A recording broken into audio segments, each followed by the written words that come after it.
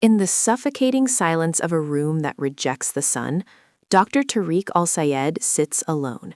He is not merely a retired surgeon, but a ghost haunting his own life. His eyes are fixed on his trembling fingers, a nervous rhythm that ticks away the seconds of his lost genius. On the wall, a photo of a wrecked car serves as a shrine to his tragedy, fueling the bitterness that has become his only sustenance. But the body sometimes heals before the mind. Laila Al-Mansour, the voice of reason, delivers a diagnosis Tariq refuses to hear. His hands are physically healed. The paralysis, she insists, lies in his heart, anchored by unforgiveness. Tariq recoils, his pride sitting more than his nerves. To him, forgiveness is a weakness, and he demands a justice that prison sentences could never satisfy. Now a feared consultant who stalks the hospital corridors like a shadow, Tariq harbors a dark secret in his desk. He does not study medicine here. He studies Shadi Al-Mounir.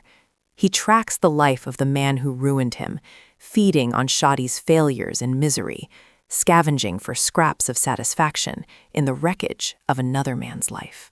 Fate, however, has a cruel sense of irony. The emergency doors burst open, bringing in the victim of a horrific crash. From his ivory tower, Tariq watches with cold detachment until a fallen wallet reveals a familiar face.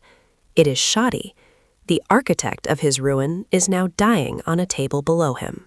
Below, the junior surgeons panic. The injury is beyond their skill. Tariq freezes. A dark voice within him whispers that this is divine justice. Let the sky take Shadi's life as he took Tariq's hands. But Laila looks up. Her gaze is not a plea, but a challenge to his soul. Will he remain a monster, or remember he is a doctor? The doctor wins. Tariq enters the theater, not to cut, his hands still tremble, but to command. He becomes the mind behind the surgeon's hands, guiding every slice and stitch with masterful precision. He tells himself he is saving Shadi, only to deny him an easy death, to see him broken. But his actions speak of a duty he cannot forsake. When Shadi wakes and sees his savior, Tariq expects arrogance. Instead, he finds a shattered soul. Shadi breaks down, weeping like a lost child, begging for the death he believes he deserves. Tariq stands paralyzed. His victory turns to ash. There is no monster here to hate, only a human being crushed by guilt. Tariq's identity crumbles. He confesses to Laila in the dead of night that hate was the only thing holding him upright. Without it, he is just a broken man. But Laila offers him a hard truth. Forgiveness is not a gift to the criminal, but a key to the jail cell Tariq built for himself. At dawn, Tariq makes his choice. He goes to Shadi, not with vengeance, but with a declaration of independence. He forgives Shadi, not because the act was forgivable, but because Tariq refuses to let the past steal his future.